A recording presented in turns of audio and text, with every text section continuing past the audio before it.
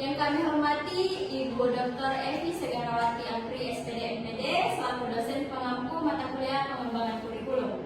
Sebelumnya perkenalkan kami dari kelompok 1 dan saya sendiri Nur Emma Zahra selaku moderator dan Rasmawati selaku pemateri pertama, Muhammad Rifki selaku pemateri yang kedua, Tera Mutmainah selaku pemateri yang ketiga, Irma pemateri keempat, dan yang Widya Stuti selaku pemateri yang terakhir. Sebelum membahas lebih lanjut mengenai hasil observasi kami di SDN 028 Imprestamo, terlebih dahulu saya akan menjelaskan mengenai identitas sekolah. Pertama-tama kita perlu mengetahui dari identitas sekolah, yaitu nama sekolah SDN 028 Imprestamo, status sekolah negeri, alamat lengkap Jalan Letu M. Yamin, nomor 13 Tamo, Kecamatan Banggai Timur, Kabupaten Majene, Provinsi Sulawesi Barat. Dan akreditasi sekolahnya yaitu B. Adapun struktur organisasi sekolah yang telah tercantumkan di PowerPoint kami di sebelah sini, dan juga ada visi dan misi sekolah dari SDN 028 Imprestamo. Jadi yang pertama itu ada kurikulum yang digunakan. Jadi berdasarkan hasil observasi di SDN 28 Imprestamo, kurikulum yang digunakan saat ini adalah kurikulum Merdeka Belajar yang menekankan pada pembelajaran berpusat pada peserta didik. Namun kedepannya sekolah juga berencana mengembangkan pendekatan deep learning untuk memperkuat pemahaman dan penerapan konsep pembelajaran bermakna. Dan berdasarkan buku yang telah kita analisis dalam bab 3, implementasi kurikulum di satuan pendidikan, implementasi kurikulum merupakan proses penting yang menjembatani antara perencanaan dan praktik di lapangan. Bab ini menegaskan bahwa keberhasilan implementasi kurikulum tidak hanya ditentukan oleh dokumen resmi, tetapi sangat bergantung pada kemampuan guru dan menerjemahkan dan menyusun kurikulum dengan kondisi nyata peserta didik dan lingkungan sekolah. Dengan demikian, implementasi kurikulum Merdeka di SDN 28 Imprestamo sangat menunjukkan praktik penerapan kurikulum yang sesuai dengan teori pada bab 3, yaitu kurikulum yang hidup dalam praktik kelas dan menjadi rekayasa pedagogik yang dinamis, bukan sekedar dokumen administratif. Next. Adapun kegiatan pendukung penguatan karakter siswa, jadi di SDN 28 Imprestamo, penguatan karakter siswa dilakukan melalui kegiatan rutin seperti upacara bendera, Jumat Sehat, salat duha berjamaah, kerja bakti, dan minggu literasi. Dalam bab 3, implementasi kurikulum tidak hanya melalui kegiatan belajar di sekolah, tetapi juga lewat kegiatan ekstrakurikuler yang membentuk nilai, sikap, dan kebiasaan positif. Jadi kegiatan tersebut mencerminkan penerapan kurikulum secara menyeluruh, di mana pembelajaran akademik dipadukan dengan pembentukan karakter melalui pembiasaan dan keteladanan. Dengan demikian, sekolah telah menerapkan implementasi kurikulum holistik yang menumbuhkan nilai profil pelajar Pancasila seperti disiplin, gotong royong, dan religiusitas. Sekian dari saya kembalikan kepada moderator. Terima kasih kepada Rasmawati yang telah memaparkan pembahasan yang sebelumnya telah disampaikan. Pembahasan selanjutnya akan disampaikan oleh Muhammad Rifki. Kepada Rifki, tempat dan waktunya saya persilakan. Baik, selanjutnya pelaksanaan pembelajaran. Di SD 28 Imprestamo, penguatan karakter siswa dilakukan melalui kegiatan rutin seperti upacara bendera, salat duha berjamaah, Jumat Sehat, kerja bakti, dan minggu literasi. Dalam bab 3, implementasi kurikulum dan ekstrakurikuler yang membentuk nilai, sikap, dan kebiasaan positif. Siswa kegiatan tersebut mencerminkan penerapan kurikulum secara menyeluruh, di mana pembelajaran akademik dipadukan dengan pembentukan karakter melalui pembiasaan dan keteladanan. Dengan demikian, sekolah teladan menerapkan implementasi kurikulum holistik yang menumbuhkan nilai profil pelajar Pancasila seperti disiplin, gotong royong, dan religius. Baik, selanjutnya itu tentang pemantauan karakter siswa. Pemantauan karakter siswa di SD 28 pertama dilakukan oleh guru melalui buku catatan karakter, asesmen sikap, serta observasi langsung di kelas untuk menilai sejauh mana siswa menunjukkan perilaku sesuai dengan dimensi profil pelajar Pancasila.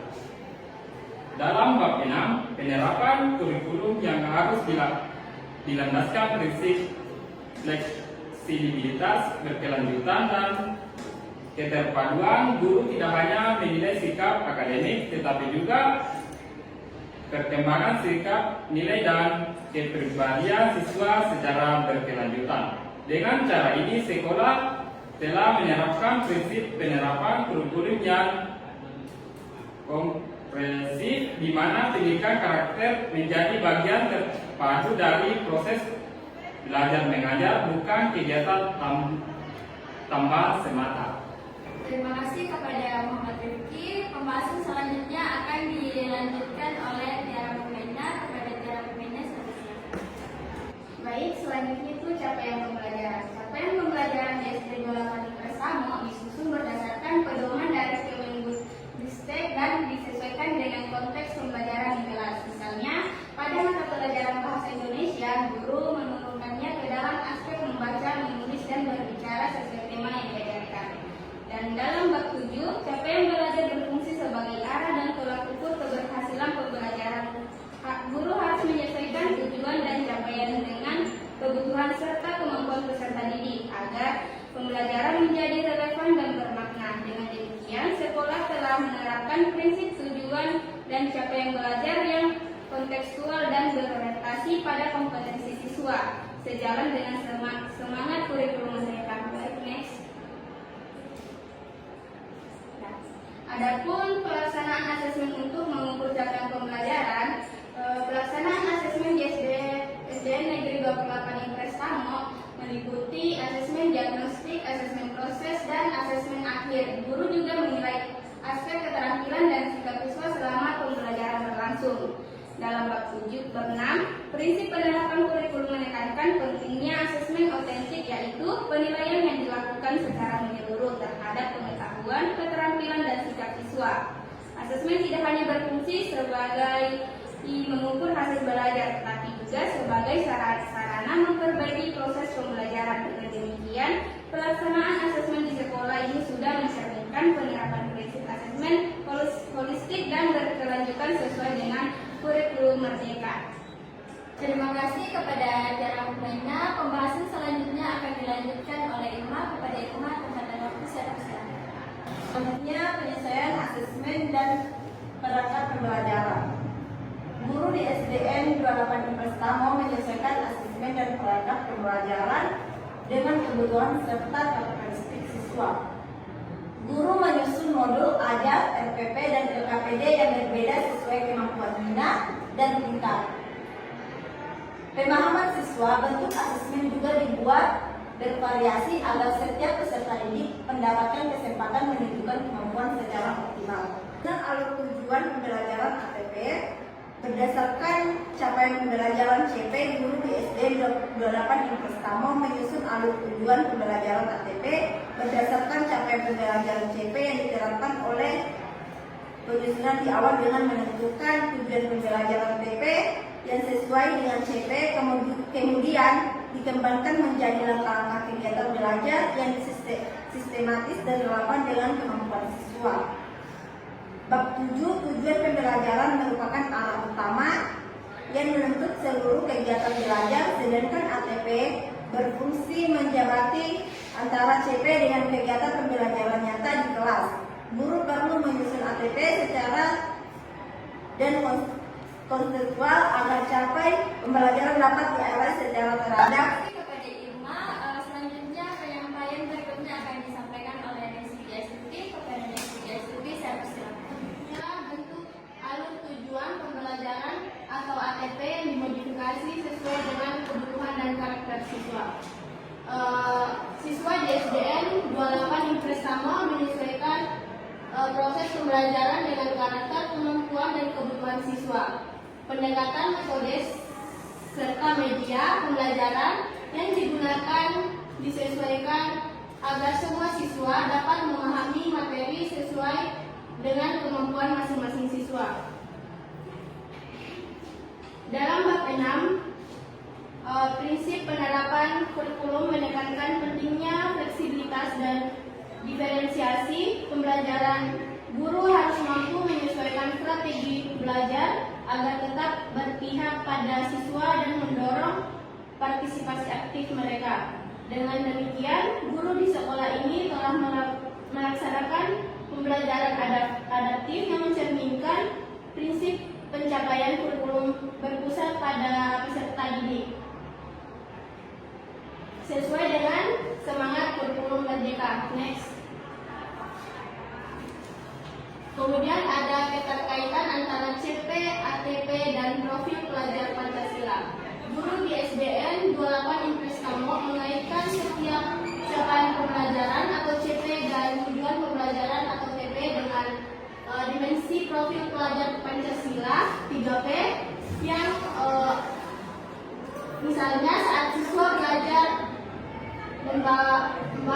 memahami teks, guru menanamkan nilai bernalar kritis, mandiri, dan gotong royong. Dalam bab 7 tujuan capaian pembelajaran harus mencakup tiga utama: pengetahuan, keterampilan, dan sikap. Yang paling penting terintegrasi hubungan antara CP, TP, dan PP, mencerminkan penerapan kurikulum secara menyeluruh di mana pembelajaran tidak hanya berorientasi pada hasil akademik tetapi juga pada pembentukan karakter siswa. Dengan demikian, sekolah telah melaksanakan pembelajaran yang terintegrasi antara kompetensi dan nilai-nilai profil pelajar Pancasila sesuai dengan prinsip, tujuan, dan capaian belajar dalam kurikulum merdeka. Sekian dan terima kasih. Saya kembalikan kepada Anda. Adapun kesimpulan dari hasil observasi kami di sekolah SDN 28 Impres Tamo, yaitu berdasarkan hasil observasi di SDN 28 Impres Tamo, penerapan kurikulum merdeka telah berjalan baik dan sesuai dengan prinsip yang dikemukakan oleh Uno, Atmowijoyo, dan Lama Tenggo di tahun 2019. Sekolah menerapkan pembelajaran berpusat pada peserta didik melalui penyusunan capaian pembelajaran, alur tujuan pembelajaran atau ATP, dan modul ajar yang relevan dengan karakter siswa. Guru berperan aktif sebagai fasilitator, sedangkan kegiatan sekolah seperti Jumat Sehat, Salat Duha, dan Minggu Literasi memperkuat nilai-nilai profil pelajar Pancasila. Sekian presentasi kami mengenai hasil observasi kami di sekolah SDN 28 Impres Tamo, dan kami juga mengucapkan kepada Ibu Dr. Evi Segarawati Amri, SPD-NPD, yang telah membersamai kami mengenai hasil observasi kami. Kami ucapkan sekian dari kami. Wassalamualaikum warahmatullahi wabarakatuh.